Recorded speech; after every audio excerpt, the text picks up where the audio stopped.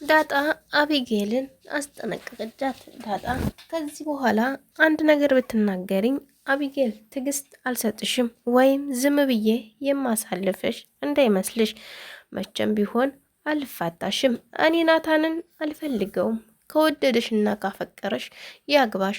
እኔ ምን ላድርግሽ? እኔ ጋር ግን ምንም አይነት ግንኙነት ስለማያገናኘን እባክሽ ተፋችኝ እያለች ተናገረች።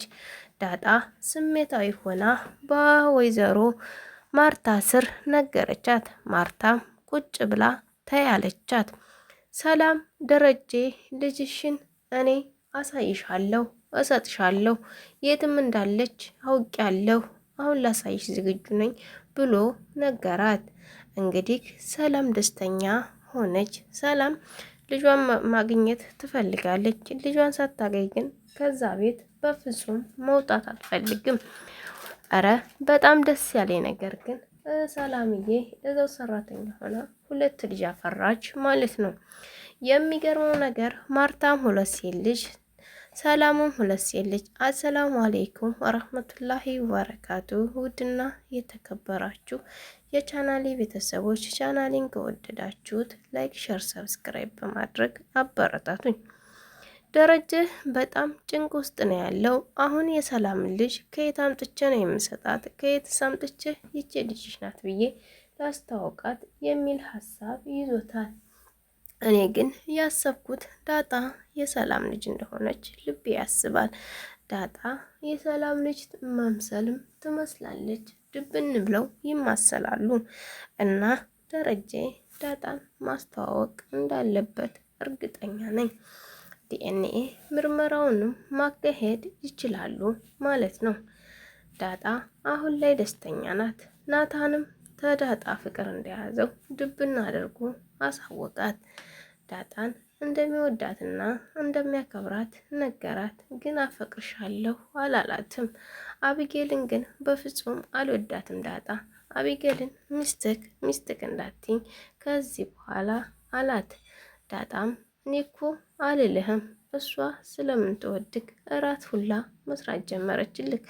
ላንተ እኮ እንደ ሚስት እየታዘዘችህ ስለሆነ ብትረዳት የሚል ሀሳብ ስለተሰማኝ ነው አለችው። ናታንም መቼም ቢሆን ዳጣ እኔ አቢጌልን ልረዳት አልችልም። ኖርማል እንደምወዳት እንደ እህቴ ልወዳት እችላለሁ። ላኪን ግን በፍቅር ግዳ እኔና እሷ ምንም አይነት ግንኙነት የለንም። ልቤም ስለ እሷ የሚሰማኝ ስሜት የለም። ምንም ስለማይሰማኝ ለፍቅር ጥያቄ ላቀርባት ወይም ወደ እኔ ላመጣት አልችልም አላት።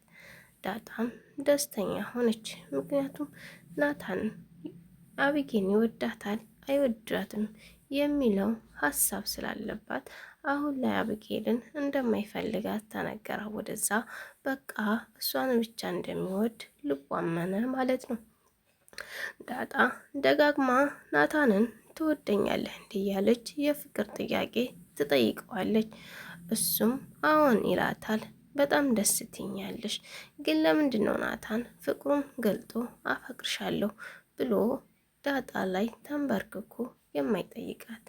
ዳጣን ነፃነት ትሰጣለች። ጭንቀት፣ ሀሳብ በዙሪያዋ አታስብም።